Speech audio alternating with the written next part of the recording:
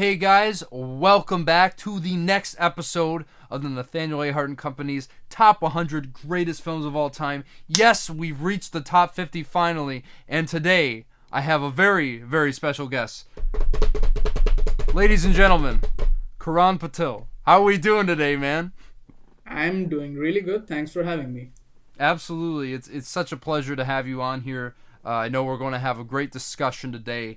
Look, we're getting into a lot of all-time classics today. Let's be completely honest here and upfront. All these movies are great in this episode. Whether I agree on their placement, we will see how I feel about that. But yeah, let's get right into it, guys. Starting with number 50.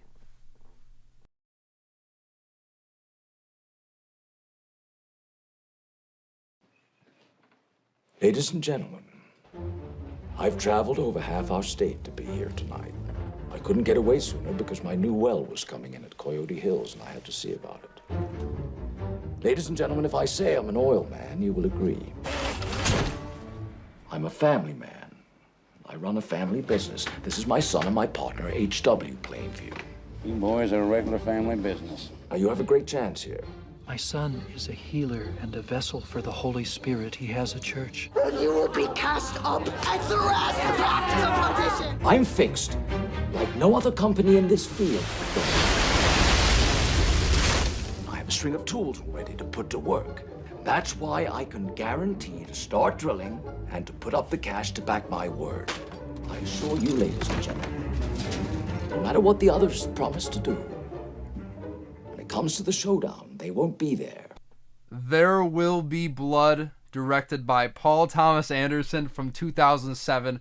Look, a lot of people would say that this is Paul Thomas Anderson's best film, and I will say it is his only film to make the list. So no Boogie Nights, which is my personal favorite, made my list. But look, what I will say about this movie, I think from a technical standpoint, this movie's a masterpiece. Let's just be completely honest here and upfront. Just from that, I think it's like a 10-minute opening sequence with like no dialogue whatsoever, and it's just Daniel Day-Lewis down in the oil as Daniel Plainview there. I mean, it's such a brilliant example of visual storytelling on film, but just the story of this terribly morally decrepit individual in the mining fields in California back in the 1800s. I mean, it really is such a heartbreaking and disturbing chronicle of greed, and I think it's so effective in that sense. And obviously, I mean, let's address the elephant in the room. Daniel Day-Lewis, one of the greatest performances of all time in here. Yeah. I mean, everybody knows at least that one scene. I drink your milkshake, like everybody knows that scene, and it's just his acting is incredible. I also have to give a lot of credit to Paul Dano, who I always been saying in the past few weeks gets inexplicably snubbed for the past like 15 years by the Academy for no reason. One of his first great roles, playing the dual role there. Absolutely brilliant in his work in here. I don't know, like I need to rewatch this one again because while I admit it is a technical marvel in so many ways, I just didn't really connect with the story as much, and so like I guess I just don't connect with the themes, or it really moves me in that way. I think the ending is amazing to this film, but I don't know, like I get why someone would have this on the list, but for me it's more of a technical marvel than something I can really sink my teeth into, and I hope that changes on rewatch, because that's happened to another movie before that we might talk about later on in the series. But yeah, I mean, it's great. I can't deny that. It's just not a personal favorite of mine. Right. It's I don't think it's my favorite Paul Thomas Anderson film, but I do think it's his best, if that makes sense. Because Sure. I think my favorite of his would be The Master, and even though it's my favorite, I can admit with absolute certainty that There Will Be Blood is it's a more well-made film, and Right.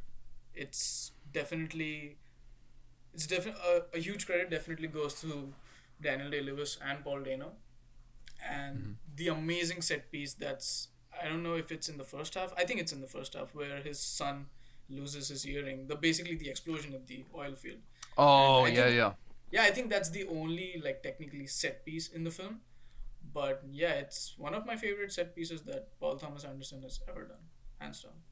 And just that shot of the burning, like it, dude, it is one of the most beautiful shots. I believe this won the Oscar for best cinematography. Am I wrong about that?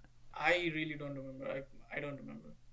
Well, I mean, regardless, it should have won if it didn't. But I'll get a confirmation real quick here. Yes, so it did win the Oscar for best cinematography. I believe that was just best actor in cinematography that it won. But I mean, if it was going to win anything, that is the way to go. Honestly. Yeah. But yeah, I mean, I know that a lot of people love this film. Obviously, Karan, you love this film. So yeah, I'm not going to dispute it being on the list, though I would have it a bit lower personally. But I can't wait to come back and revisit it, and maybe I'll say it should even be higher on the list. But until then, here it sits at number 50 on this list. And yeah, guys, that's going to take us to number 49.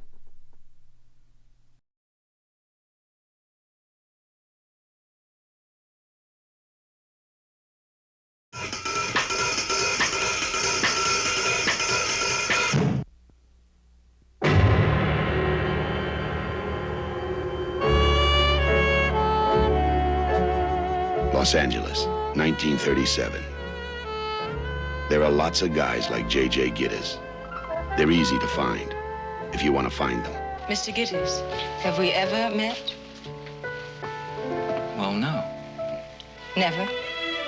Never. Since you agree with me that we've never met before, you must also agree with me that I've never hired you to do anything, certainly not spy on my husband. I don't get tough with anyone, Mr. Gittes. My lawyer does. Chinatown from 1974, directed by Roman Polanski. This is considered maybe the greatest neo-noir of all time. I don't know if I agree with that 100%, but I certainly think it is absolutely one of the best. And let's be honest, right up front, Roman Polanski, one of the worst human beings to ever make a movie. One of the worst human beings in the entire industry. But that doesn't mean that he doesn't make damn good ones. And I think this might even be his best film. This or Rosemary's Baby, but I do think I prefer this. I mean, just the fluid cinematography throughout this whole thing, just the lighting. You know, you as we talk about with noirs, you know, we were talking about Double Indemnity, right? Like we're used to the dark shadows and all this stuff, but he's able to tell such a beautifully affluent story in a lot of ways. The way this kind of like portrayal of L.A. is. It's absolutely brilliant, and obviously Jack Nicholson, one of his most subdued, undermined performance, but I think it's absolutely sublime, the work he does here. But to me, really, Faye Dunaway is the one who absolutely steals this show, and just the plot twist that they take with the story are some of the most disturbing, some of the most haunting, some of the most surprising I've ever heard in any movie. Almost makes sense that Roman Polanski came up with it, right? But I think that in a lot of ways, it's such a heartbreaking, thought-provoking story. And John Huston as Noah Cross in this. Oh my goodness, what a terrifying villain in this story. But it really, I think the only reason this didn't make my list is I think the whole story with the water plot, like, it's just kind of uninteresting. Like, I think the MacGuffin to the whole story isn't necessarily anything that compelling, but I think the filmmaking is so good, so well directed, and so many iconic moments, especially that ending was like, forget it, Jake, it's Chinatown. I mean, that's one of the most iconic lines in all of cinema, been referenced over and over again. This really is an amazing, amazing film. So once again, it's another choice. It didn't make my list, but I'm like, my goodness, I can certainly see why it should be on a list of the 100 greatest movies of all time. Yeah. In many ways, I think Chinatown is a deconstruction of the genre, because typically what happens with like detective stories is that you are very much in the shoes of the detective, and like as the story progresses, you're sort of like getting a grasp of like everything that's going on. You're sort of like piecing together everything. But the thing with Chinatown is that as the story goes on, Jack Nicholson's character, he thinks that he's getting a grasp of what's going on, whereas in reality he's just like moving further and further away from the truth, and then by the end it's just sort of like falls on the floor. So I think that's really interesting, and that's what makes Chinatown really different. Sure, absolutely. It really is. You're right. A deconstruction of the genre, because I feel like a lot of plots would not unfold in that way. Because as you were saying, it starts off about like this thing about the water dam or whatever, and then it mutates into something completely just horrific, and he becomes very emotionally attached to the story too, which I think we kind of see in a lot of detective films. But I think this here is really like one of those instances where it's like maybe he shouldn't have gone that deep into it. But yeah, I mean, it really is, as you said, a great deconstruction of the genre, while itself being a standard for the genre itself. So yeah, absolutely amazing choice on here. Say what you will about Roman Polanski as a human being, but absolutely this is a film that is a classic in the film canon. And yeah, guys, that's going to take us to number 48.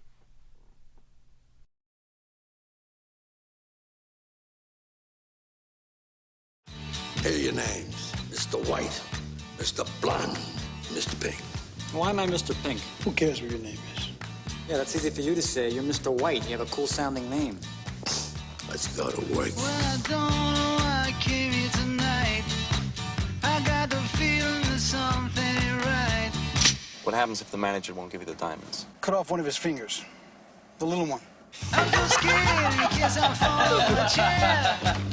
And I'm wondering how I'll get down the stairs. If they hadn't done what I told them not to do, they'd still be alive. It's so hard to keep the smile from my face. I'm all over the place. You're acting like a first-year fucking thief. I'm acting like a professional. Reservoir Dogs, directed by Quentin Tarantino from 1992. He now the third director to have 3 films on this list after David Fincher and Billy Wilder. No surprise there, talking about Quentin Tarantino. I mean, what an incredible debut feature film. Now this, I will be honest, this wasn't on my list, to be completely honest. But look, it's an amazing film once again. Just to come out of the gate with this, like I said, and just the way this film opens, you know you're getting into something that's absolutely unique and incredible, and basically set the trademark for Tarantino as he went through his career. That knack for dialogue, that penchant for having these conversations about the most like trite and meaningless things.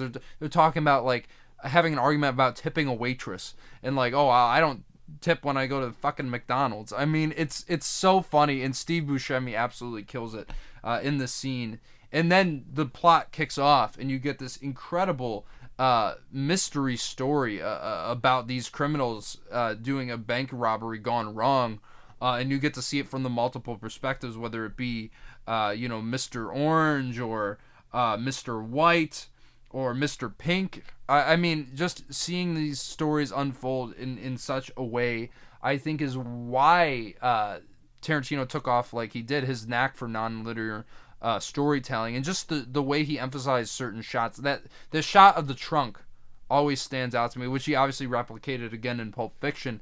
But to me, my goodness, the real standout here, I mean, you could say Harvey Keitel, you could say Tim Roth, you could say Steve Buscemi, but to me, Michael Madsen as Mr. Blonde is one of the absolute heinous and insane villains I've ever seen on screen. Just that stuck in the middle with you sequence. Like, you ever listen to K. Billy's Super Sounds of the 70s? You know, I mean, just when he starts it off and he starts dancing and the officer's like strapped up to the chair, and then he starts cutting his ear off. I mean, one of the most disturbing scenes in cinematic history. And so good, though, that I did my senior year, when we did the senior show in my high school, I actually performed that on stage, and I kind of dressed up as Mr. Blonde, and I like did the dance moves. So it is such an iconic movie. But really, I think this is yet again another story, like we were saying with Chinatown, that absolutely flips the narrative on your head when you're trying to figure out what is going on in this story. And I think this film's ultimate conclusion that it leads up to really kind of drives home the ideas of this story in such a harrowing way. I mean, really, the climax of this film is one of the craziest and most intense moments I've ever seen in all of cinema. And I think you could say that for the entire thing. It's funny, it's disturbing, and it's an absolute masterclass at deconstruction of form in style and dialogue. Everything about it is just phenomenal, and the fact that it all basically takes place in one room for the most part just shows how powerful of impact that Tarantino made on independent cinema at this time. Like, every film after this tried to copy Reservoir Dogs, and then when Pulp Fiction came out, every film tried to copy Pulp Fiction, and I think kind of solidified him. It kind of his stance. Obviously, he wasn't one of the all-time greats then, but I think from this movie you could tell that he was on his way. I mean, yeah, if I had to pick like the greatest indie film of all time, it would probably be Reservoir Dogs. Wow, more than Pulp Fiction, huh? I mean, I don't think, because Miramax was fairly established as a company by the time Pulp Fiction came out. Miramax is such a weird thing to say. Yeah. It feels so obsolete. But yeah, Miramax wasn't really established as a company by the time Pulp Fiction came out. And Reservoir Dogs, like, in terms of just making a film on a shoestring budget, like, that's the film that any film student should have as a reference as if he wants to make a film on a shoestring budget. Like, doesn't get better than that, I don't think. No, that's a fair point, man, because it is very low key, and obviously we've seen him gone crazy with obviously we already talked about Kill Bill Volume 1 and Inglourious Bastards, and then Once Upon a Time in Hollywood, of course, the set is so extravagant. So to kind of see him go back all these years later and see him just strip it down to the basics is really, really interesting, and just to see how he's evolved thematically as a filmmaker and the ways in which he's also stayed the same. But really, I mean, the fact that this man was working at a video store and he just had so much knowledge of movies that he somehow like got the chance to direct this incredible movie and write this incredible film. I mean, what a great success story, and just confirmed that he finally has written the script to his 10th and final film, so I can't wait to see that, and glad to see Mr. Tarantino on the list once again, guys. So great choice, and that's going to take us now to number 47.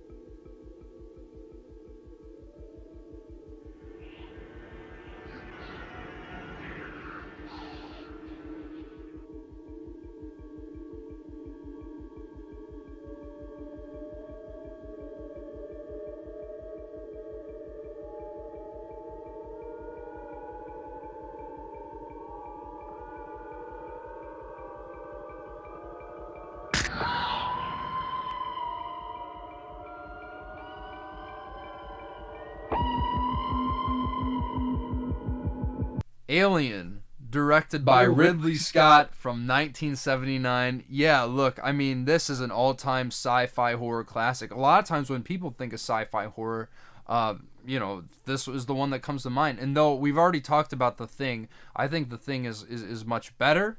But look, this is an expertly directed and well-crafted film. I mean, I've been saying that about a lot of the movies on this list.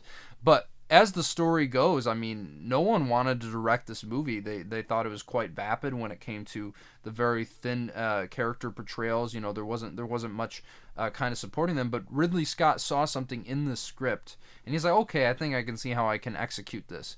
And he basically set the template for like every single ripoff of this movie that followed, and how to tell an action sci-fi horror film. And I just think, as I said, the filmmaking is brilliant. I do love this movie. I think the Jerry Goldsmith score is like one of the best I've ever heard. Just absolutely incredible what he did. Those spacious synth tones throughout the entire thing. It's very memorable, very iconic. And of course, I mean, Sigourney Weaver as Ellen Ripley. I mean, one of the best protagonists of all time. Maybe not in this movie, but she certainly made her impact in this film. But I mean, just this cast: Tom Skerritt, Harry Dean Stanton, John Hurt, Ian Holm, Yaphet Kotto. I mean, just so many people who now, since passed on as well.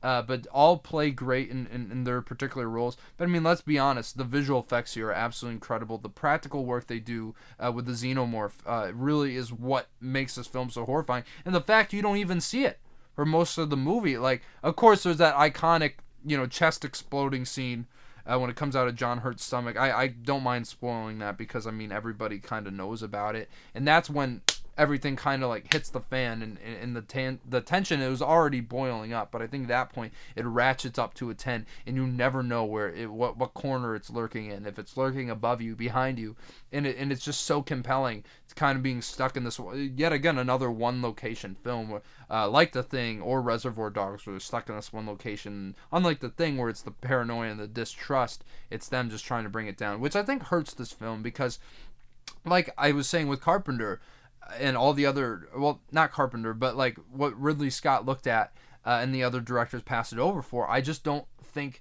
there's that much character development. I know it's like, what basically how the story plays out if you've seen the movie and the structure, and it's very predictable in that sense. And I'm not knocking this film for being predictable, but I don't think I can latch onto it in a way I can the sequel, which I like even better. Sure, it isn't as well crafted by James Cameron, which isn't to say that's any film to knock at from a craft standpoint. We all know how great of a director James Cameron is, but I think there's definitely more to that story that you can latch onto. And another thing is too, and I want to ask you about this, Karan, is like obviously the scene where Ripley's kind of like in her underwear.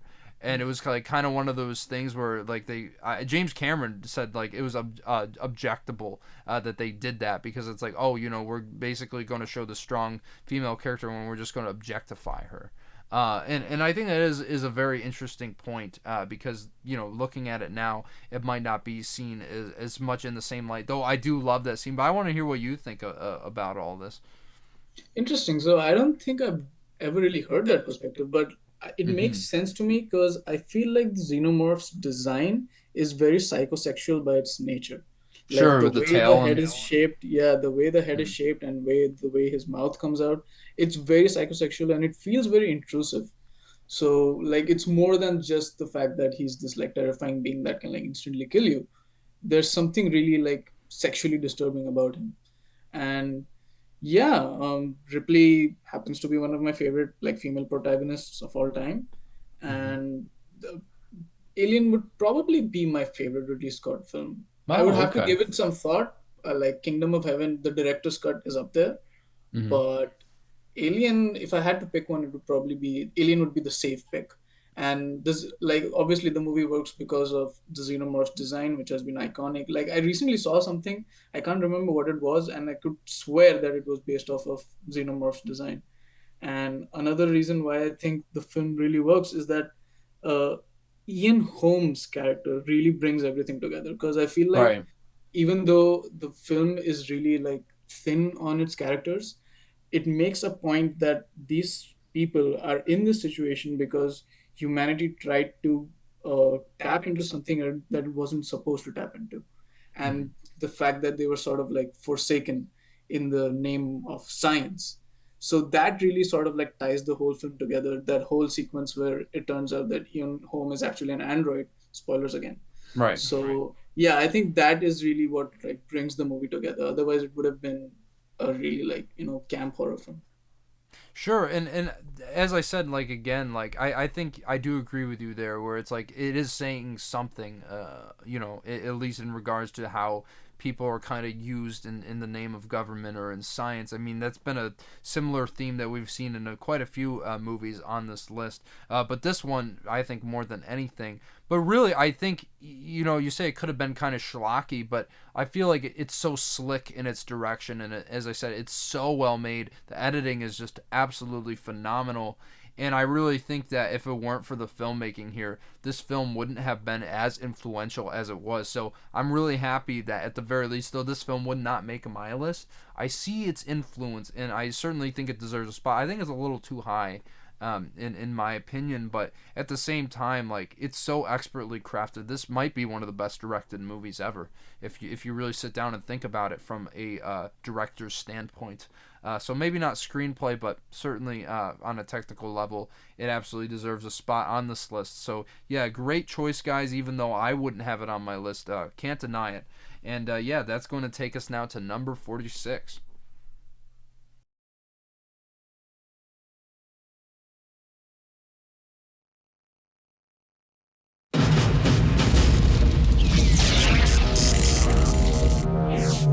Same make. These were taken at the West Highland Police Station, 1984. You were there. Same model. These were taken today. You have to let me see my son. He's in great danger. New mission.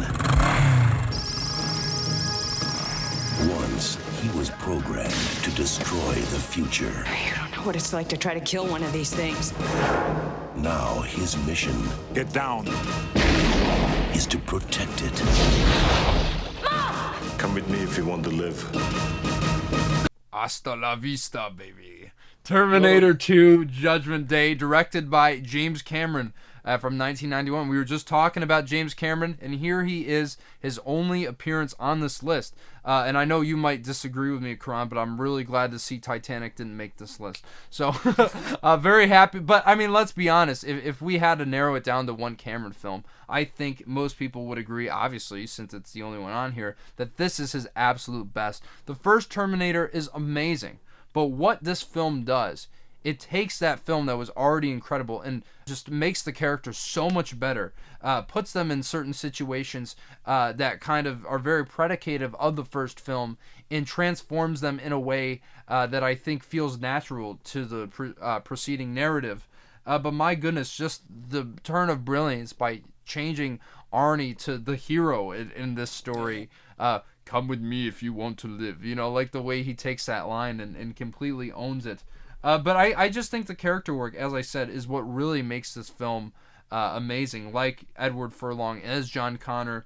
And once again, Linda Hamilton as Sarah Connor. One of the best protagonists ever. I think by this point, you realize how brilliant she is. All that trauma that she experienced from the first movie surfaces up. And you see how it has affected not only her own life, but the life of her child. And I think that dichotomy between mother and son is something that a lot of people can really relate to. But outside of that, I mean, you have the T-1000, Robert Patrick, one of the greatest villains of all time, dude. And that's the thing that's so great. Like we were talking about kind of with The Thing, where he basically can like morph into anything. And you don't know where he is, you don't know what he's doing, and just the cold look and demeanor on Robert Patrick's face completely sells his character. But my goodness, such a menacing villain, and plays off so well with Arnie as the Terminator in this one. But just the interactions that him and Edward Furlong as John Connor have together is another reason why this film's so much fun. Where he's like saying, you can't kill people. And he's like, why? And he just like keeps asking him back and forth. But let's be honest, the actions in this movie is so awesome. This is one of the best action adventure movies of all time. I mean, just that chase under the bridge. I mean, come on. How can you be? That might be the best, one of the best sequences in any James Cameron film. But that ever so iconic finale, the showdown between the two Terminators there. I mean, just so iconic in so many ways. But just trying to find like the human heart to a machine that obviously, you know, Sarah is so apprehensive about, because this was the guy who was trying to kill her in the last movie, and just trying to find that sense of empathy through a vessel that may not feel empathy in the same way that humans actually do. It's just such a brilliant arc for all these characters. The ideas are so strong, but I think, you know, on top of this being a really, really amazingly edited, amazingly paced action film, it is just, the heart beats so strong in this one. So many iconic lines, of course, you know, I'll be back. You know, I'm doing my terrible Arnold impression here, but yeah, this is by far, this film was on my list. I had it a bit lower, but come on, I mean, this is one of the most iconic action movies of all time. So groundbreaking from a visual standpoint too. Once again, we see how James Cameron is still a technological innovator to this day, especially with Avatar: The Way of Water. But I think it was really here where you started to see him push the boundary of what could be achieved in a visual medium when it comes to effects. But still, I think in this case it serviced a pretty damn good story behind it. Yeah. So I recently read that the idea for the first Terminator film, James Cameron had a dream about it. Like he dreamt Really? an android from the future coming to kill him, and the fact that he made 2 movies out of it is insane. Like yeah, on top of everything you said, just from a visual effects standpoint, like this movie was so far ahead of its time. Like just the shot of T-1000 walking through the bars and that like morphing through his face, like that was so far ahead of its time. Like it is insane, and like this is just one of the many other like amazing visual effects that are in this film. So yeah, if I had to pick one James Cameron film, it would be this one for sure. Yeah, and it still holds up today. Yeah, like, absolutely. honestly. But yeah, I mean, come on, you can't fault anybody for having this absolute masterpiece on this list, because that's what this film is, an absolute classic of the highest order. So another amazing choice on this list. I mean, you guys are really killing it here, and that now is going to take us to number 45.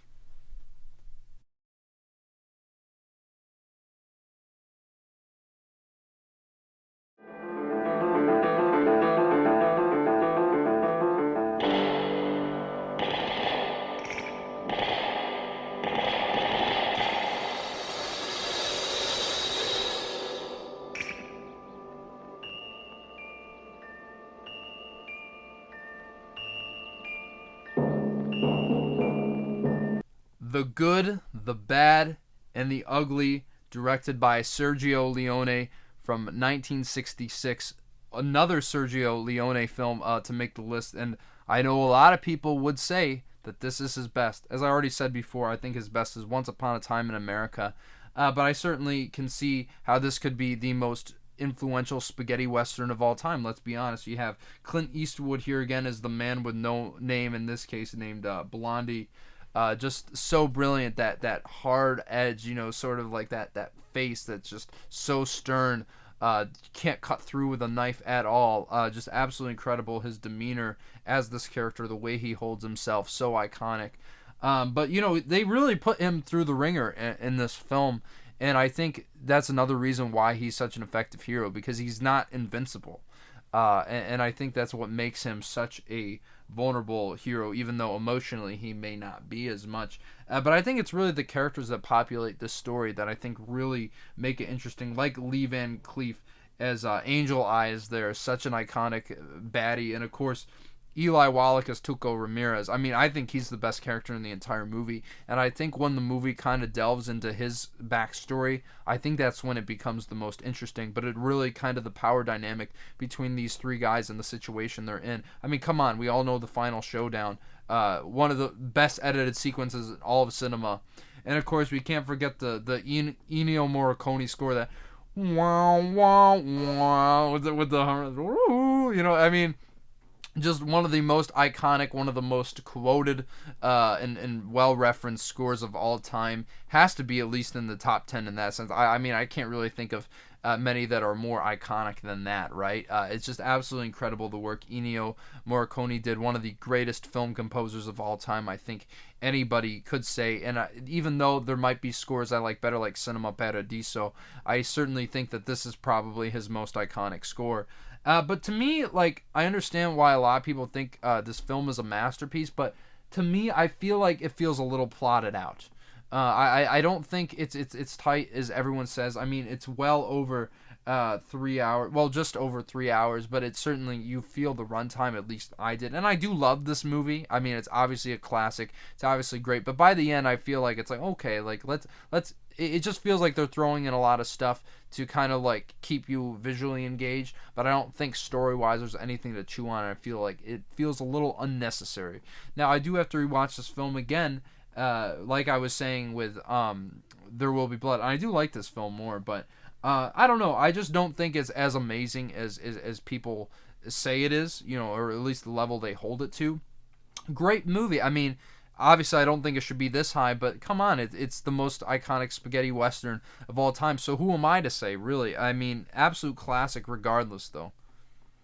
Yeah, I think like most of your criticisms have like validity to them, and I can certainly like relate to a lot of that. I think like this was one of the first films like up until that point, westerns, especially when it came to like shootouts and like showing like cowboy angles and all of that.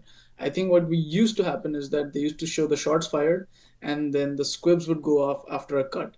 Like this was one of the first films. I don't know. Someone in the comments can like fact check this, but I think this was one of the first films that really embraced the fact that the shot used to go off at the same time as the squib would go off in the same frame.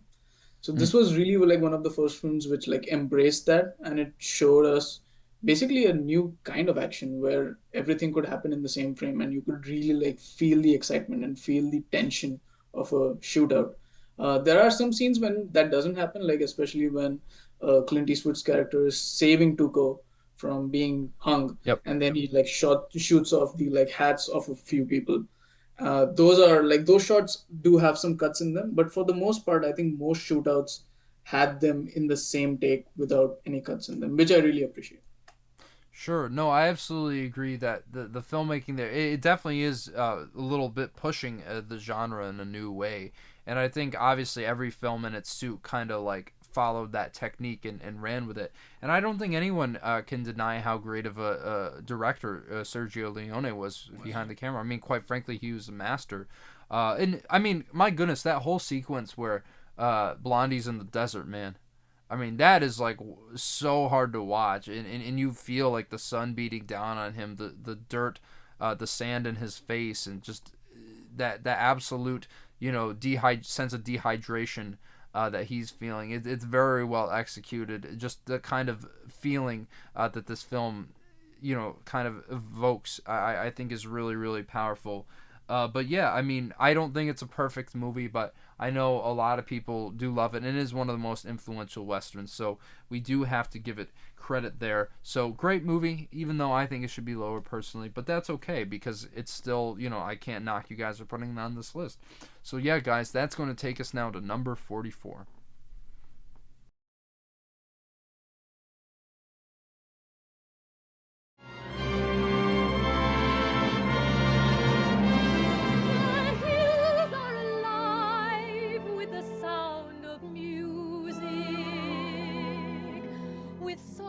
Have sung for 1,000 years. The hills fill my heart with the sound of music. My heart wants to sing every song it hears. The Sound of Music from 1965, the Best Picture winner from that year. And in my opinion, probably top 3 Best Picture winners of all time. This is one of my top 10 favorite films. I wish it was a bit higher on the list. Second Robert Wise film after West Side Story to make the list. And though I do think, as I was saying with West Side Story, that is like my favorite musical film of all time, my second favorite movie of all time. I think it's saying a lot that Robert Wise has 2 films that have made this list, because I think he's one of the most underrated directors of all time, and I don't think people talk enough about how much of a craftsman as he was. Like the way he crafted the image, the way he created these sweeping shots. I mean, just from that opening of them going through the mountains there and just capturing Julie Andrews. The hills are alive when the sound of music. I mean, it's one of the most iconic, one of the most parodied shots of all time, but it's so beautiful. I think that this is one of the best looking films I've ever seen. Even like the small, like when she's like wandering through the trees, it's so beautiful. But just the small moments too. It's such an intimate movie, because I know a lot of people can say, oh, it's corny or whatever, but this film is so gleefully self-aware of what it is that I do not care. They literally make outfits out of curtains for like an entire like 6 or 7 kids, and no one questions it. It's just like, of course it happened. It's the Sound of Music. Come on. But I really think at the heart and soul of this movie, it really is a story about self-discovery, portrayed so brilliantly by the wonderful Julie Andrews. I mean, come on, Julie Andrews had to make this list in some way, and I still, even though she won an Oscar for Mary Poppins, I think that this is her absolute best role. It basically was such a career-defining performance. A year after she won the Oscar, I mean, come on, just those two movies alone make her the icon that she is. And just Maria trying to figure out like what she means in the world. Where does she belong? What is her place? What does that relationship with God mean to her? Is she supposed to be seeking out this life of kind of like, I guess, religious reclusiveness, or is she meant to be in a more holier calling, albeit in a different way? I think that story of self-discovery is amazing. And just, I mean, what a heartwarming story. Of course, the late Christopher Plummer is Captain Von Trapp. He didn't like this movie, but I think he's quite great in it. And just absolutely put him on the map for sure. And all these performers really. But the thing that, even though this film is, this is literally serotonin in the movie, as far as I'm concerned. Every time I'm watching this film, I'm so giddy with the smile on my face, whether it be the Do Re Mi segment, which is so brilliant, and the way they use like actual musical sort of notation to convey an entire song, and it's written out that way. I think it's so brilliant. The songs by Rodgers and Hammerstein here. But I my goodness, I mean, literally, they're all, for the most part, in service of the story. But even stuff like the Lonely Goat Herd, did it have to be in the movie? No, but do you want to cut it out? Absolutely not. It's just so joyous to watch, and I absolutely love it from that sense. If I'm going to sit down and watch a long movie that just makes me get in the feels, this is the one to really sit to.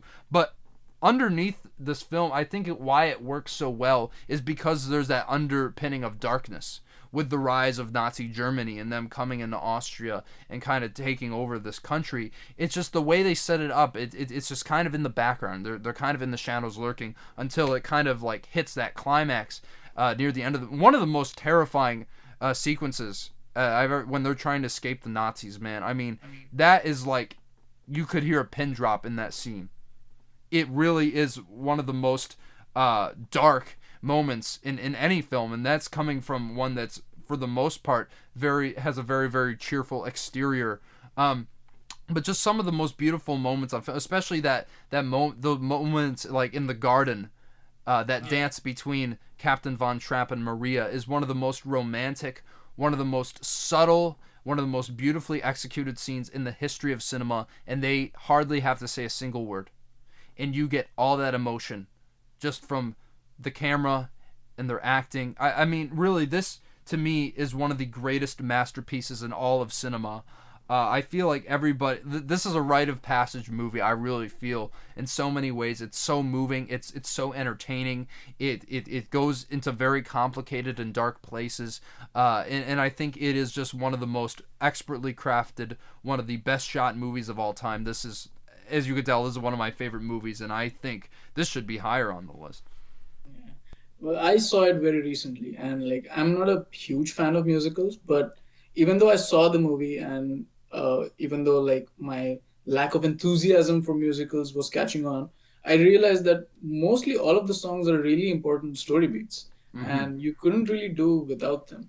And especially when the singing is this good, I don't think you can really ignore them. Like, the singing was amazing. Yeah, the cinematography, especially like the scene with the eldest daughter. What was her name? Liesel? No, Liesel. Liesel Yeah. and the like courier guy. And like the thing, like my biggest pet peeve in like night shots is that you can tell that it's not really a night shot, or if it's really a night shot, it doesn't really feel like night. But this was one of the sequences where it was lit perfectly, in that there was like really like singular sources of light, and you could see the characters, but at the same time you could tell that it was actually shot in like dark times. I don't know if it was actually nighttime or not, but in the film it feels like nighttime. And that, though, it's like little things like that that I really appreciate in the film. And like, yeah, you were talking about the sweeping shot that leads directly into Julie Andrews. I have no idea how they did that, because I was really trying to like understand how they did it, and I thought it was a helicopter shot until I saw the grass, and I didn't see the grass moving at all. So I don't know how they did it. Maybe it was a helicopter No, shot. it was a helicopter shot. It was, They- but like, how yeah, is they- the grass not moving? Like, that's crazy how they pulled that off. I don't know, but they got real close. From my Yeah, understanding, they that's did that crazy, shot because many times. Yeah, it looks like a helicopter shot, and like the Mhm. grass is generally, the ground is the biggest throwaway and is the biggest indicator where you can tell that it's a helicopter shot. But I don't know how that pulled that off. And it's amazing, yeah. In the fact that they shot it on location in Vienna as well, like that's incredible to me, like Yeah. how they were able to do that. And also, like, yeah, what you're saying about nighttime, like it really does, just the way like the street lights are lit, and just that kind of like tinge of blue and white, it really does feel like it accentuates that vibe, dude. And just like, once again, some of the most beautiful shots I've ever seen, like that shot in the gazebo with Maria and Georg. I mean, that is one of the most perfectly framed, just most beautifully lit shots I've ever seen in my life. And I really feel like this is one of those films that not only is it just an incredible story, even if the story itself didn't quite pan out as romantically as this did, I don't think it matters, because this is one of the best executed films ever made, and so glad to see it on the list. But as I said, once again, should be higher, but I'm glad it at least made the top 50, because this is an absolute iconic classic. Everyone knows it, and it seems like most people love it. So yeah, guys, amazing choice. And now we will move on to number 43.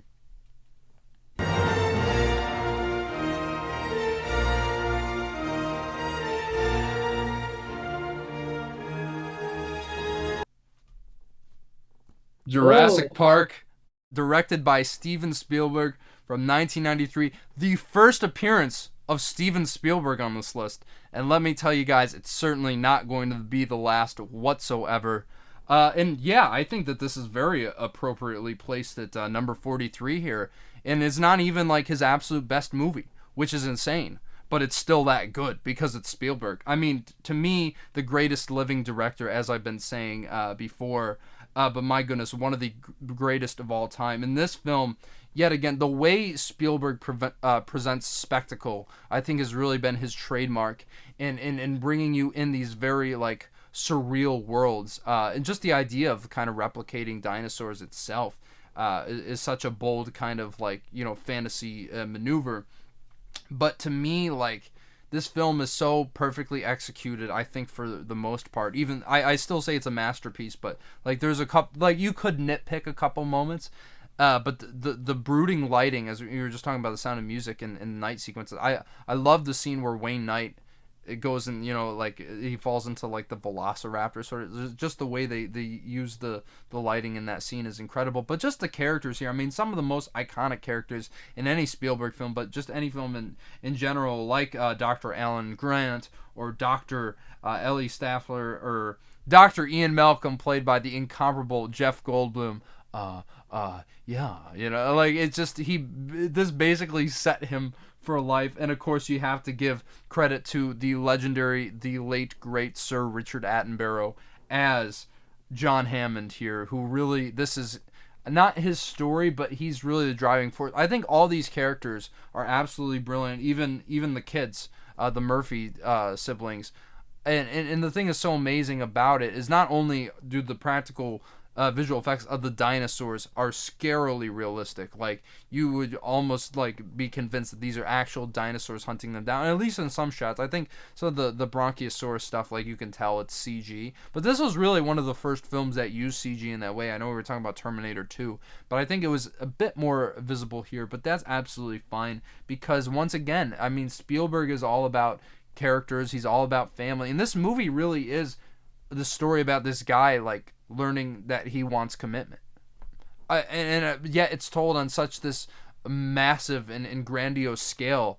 It really is a very human story at its center, and just the ideas it perpetuates about, like, as Ian Malcolm says, just because you thought to do it doesn't mean you should have done it, something along those lines. Like, it's like, would you bring back something this historical into a world that can't really account for it? I think just the ideas that it pushes about exploration and science are very, very thought-provoking, very compelling. Just, I mean, that whole sequence where they're just sitting in the in kind of like the meeting room talking about this. It isn't always just about the action. It's about these small moments of discussion between characters that really, really make this film leave its impact. You remember these characters. You remember the amazing action sequences, especially the car scene, you know, when you first see the T-Rex for the first time. Just so iconic on so many levels. I think, you know, and of course the Velociraptor chase sequence with the mirrors, dude, so well directed, so brilliant. But I think you could critique certain moments in the third act where it's like, oh, they kind of wrapped it up quickly. But the rest of the movie's so good, like I don't even knock it for that, because it just feels like, okay, like we're getting to here. The third act is just so well executed in every other asset that it doesn't really feel like that matters. It's just an absolutely amazing action-adventure film from probably the master of action-adventure films and then some. Really, I mean, this is an amazing choice, and I'm glad to see it this high on the list. Yeah, this film definitely like set the benchmark for visual effects and practical effects. Yeah. And it's funny you should say that just because you can do something doesn't mean you should do something, which is something you can say about the entire franchise. Yeah, dude, I didn't even watch the last one. The one before that was so horrible. I was like, no, I'm out, man. Yeah, like it's gone into like Steven Spielberg would not be proud of those movies. I would really want to know how he feels about those movies. Anyway, the point is like even though technology has come so far, and even though we have technically like better looking dinosaurs and like much bigger stakes than the first movie, it just goes to show that good direction is always something that defines or like makes or breaks a good movie. Like you can have the best visual effects in the world, but like it's Steven Spielberg's direction that really like elevates this film. Like, and again, like talking about night scenes, like that is another night scene that really stands out because it has like unidirectional lighting on the dinosaur, and there's like this really like silhouette-y feel about him because you can't really see the dinosaur, but you can totally tell that he's there. You can sense the presence, yeah. Yeah, and you can feel its presence, yeah, exactly. So yeah, it's definitely something that set the benchmark for movies later. I wish the sequels were better than they are, but yeah. Well, I do like Lost not the World. world we live in. It's good. Lost World is good, but it's not great. And I do like Jurassic World. I think it's a good action movie, but after that, just completely derailed. But I mean, the reason I guess Lost World is good is because it was Spielberg who made it. So I think that's the only sequel he would be like, yeah, I gets my seal of approval because, you know, he has to give himself credit. But and also the first time I get to mention on this countdown, John Williams, man. I mean, what an iconic score from the maestro himself. You know, not his best score. I think just on a soundtrack level, if you listen to this album on its own, it gets very repetitive, but I think you just that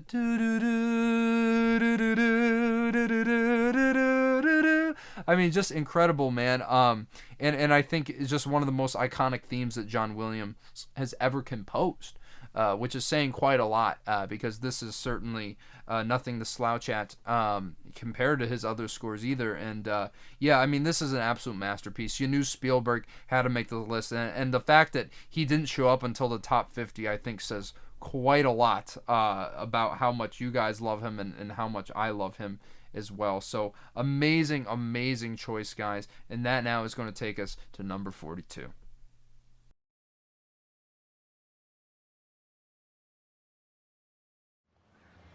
My name's Forrest Gump.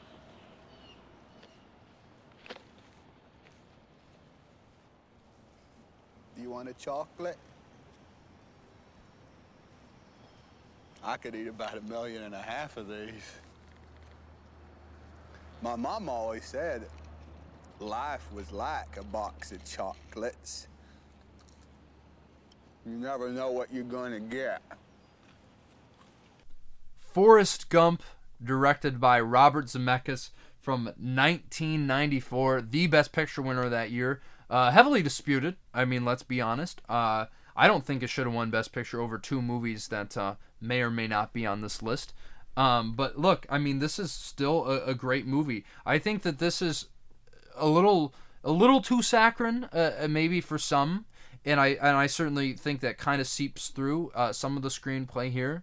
But I mean, let's be honest. Tom Hanks' portrayal as Forrest Gump, one of his absolute most iconic roles, one of the most iconic characters in all of cinema. I mean, life is like a box of chocolates. You never know what you're gonna get. I mean, just so many iconic quotes. Lieutenant Dan, ice cream. You gotta absolutely love this character and the wholesomeness that Tom Hanks brings to this. Like, he's so convincing as this character, unlike he was with Colonel Tom Parker.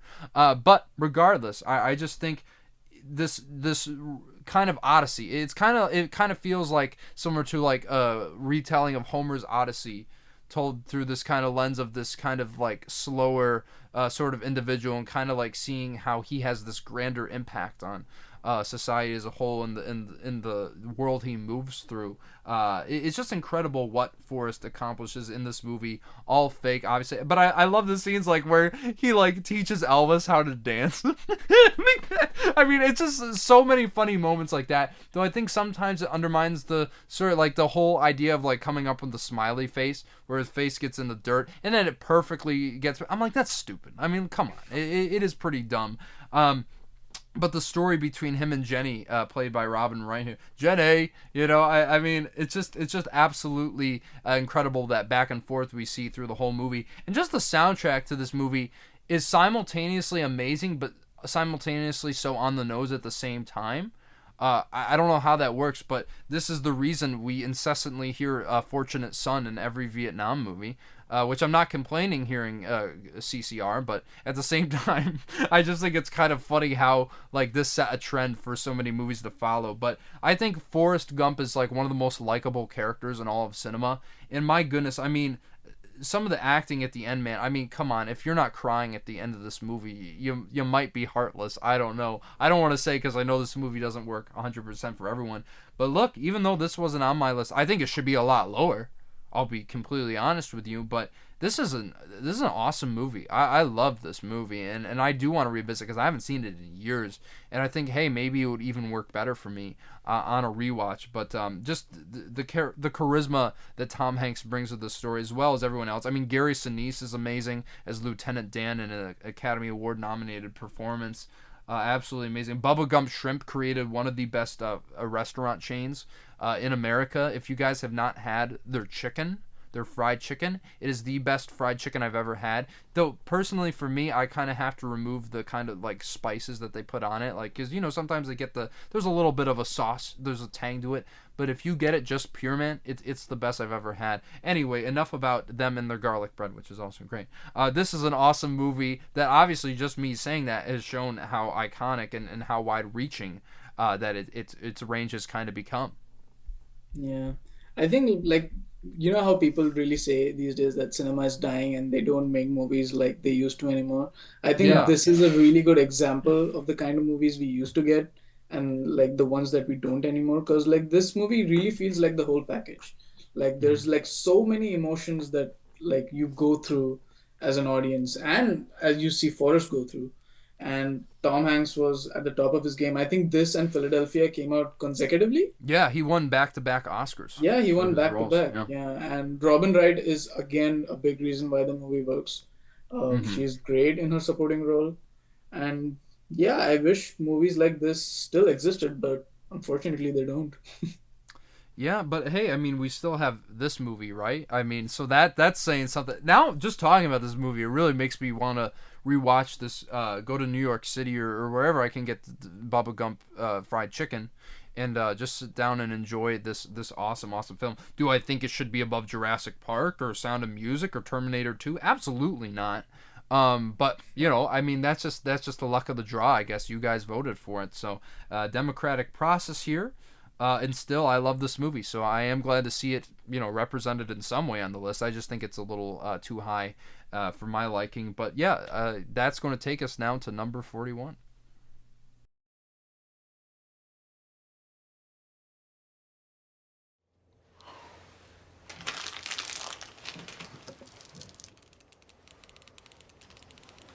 What's the most you ever lost on a coin toss? Sir? The most you ever lost on a coin toss? I don't know. I couldn't say.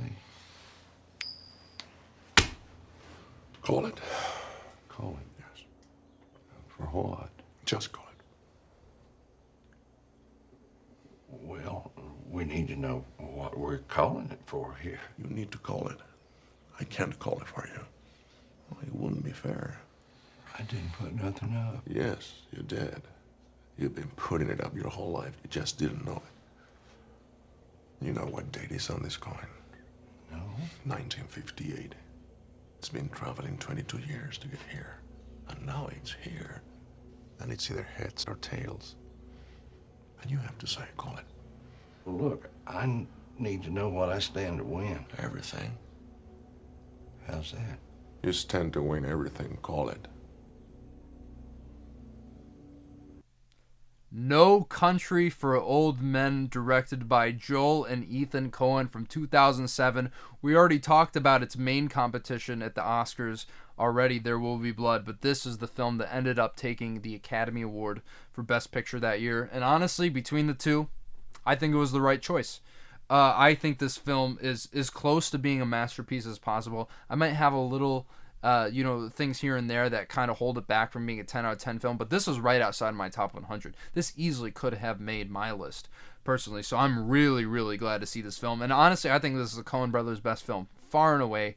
Obviously, we already talked about Fargo, but this to me is just what an incredible... This is almost like a neo-noir Western. And I think it really is probably the most definitive out of all the... This might be my favorite Western. Hell, I mean, this is... It might as well be called that. And just this story about this chase for this money. Obviously, Josh Brolin being hunted down by Anton Chigurh, played by the brilliant Academy Award-winning performance from Javier Bardem. I think one of the greatest performances of all time. I think that run between those 3 years, like...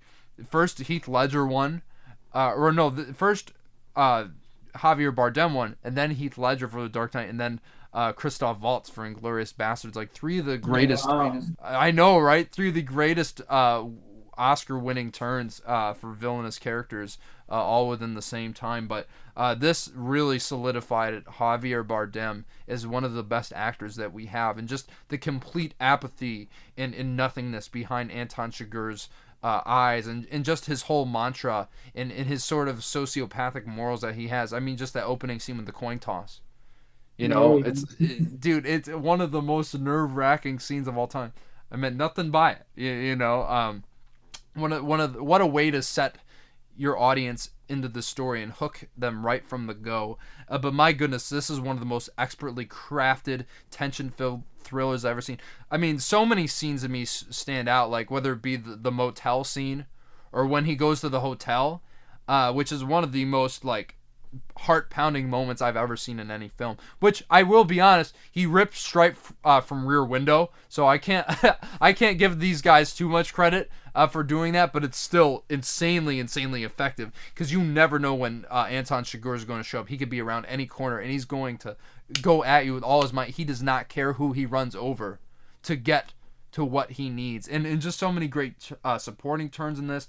Tommy Lee Jones is incredible, and just his story, the way it kind of creates this sort of juxtaposition to the story that's going on, with it, just how the West, you could say, has changed, seeing it through this older, kind of more mature veteran's eyes, and seeing the kind of like atrocities that have been kind of committed in this area. It wasn't like it used to be, like they say with a lot of movies, like we were talking about Forrest Gump.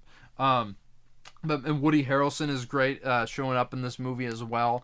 It is a deconstruction, like we were saying, with Chinatown. It really is a deconstruction of the Western genre and kind of the morals they're in. I think this is absolutely this is a brilliantly executed thriller from top to bottom. As I said, is almost as perfect as a movie could get. I'm not necessarily sure I agree with all the narrative choices they make when it comes to some of the characters.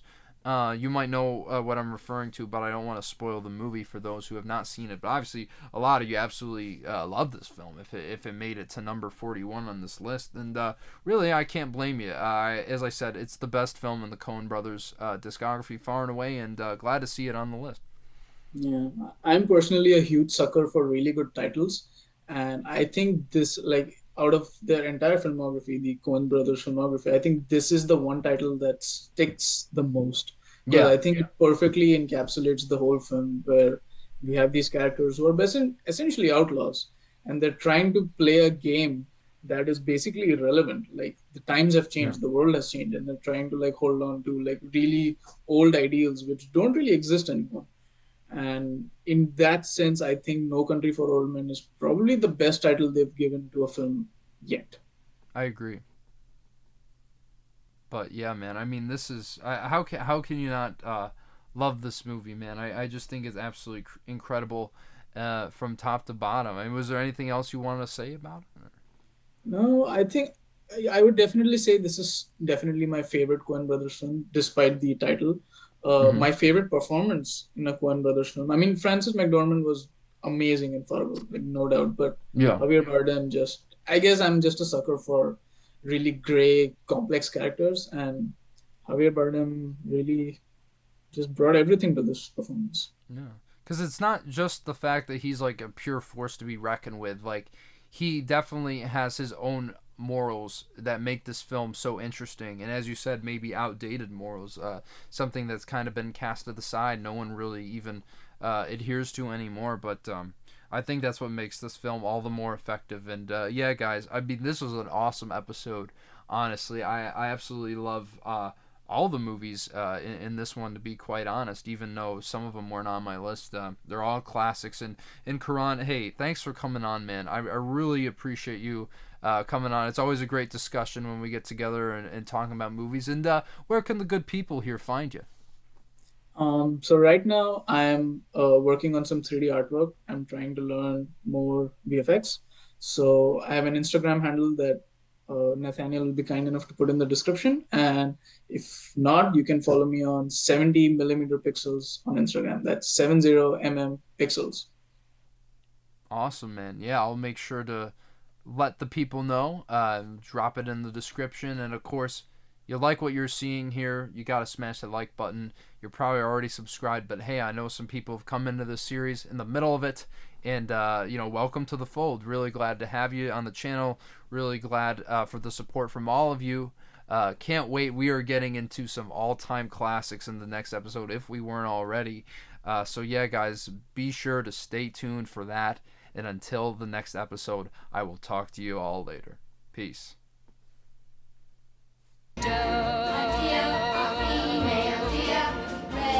drop of golden